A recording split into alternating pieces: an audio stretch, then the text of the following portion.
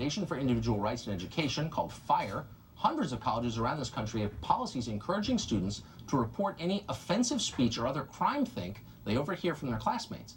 Once such thought crime is reported, squads with Orwellian names like Bias Incident Response Team swoop in and impose all manner of penalties. These range from sensitivity training to suspension. How did we get here exactly?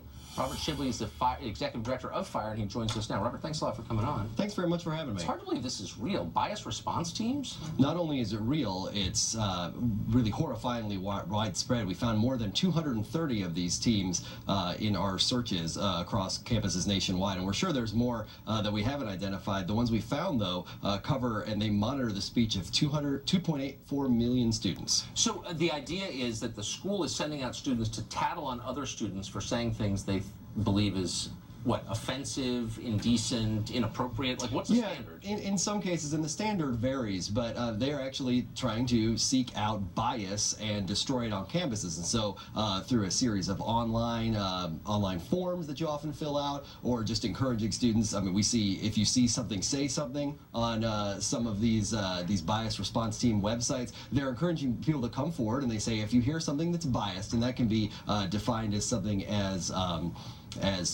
sort of well, that's it. What's the definition? Well, it can be super vague, and but it's always vague, right? I mean, if you're going to have a rule, a standard, you ought to have to define it, especially if there's a penalty attached to it, right? So, do kids know what's in bounds and what's outside of bounds?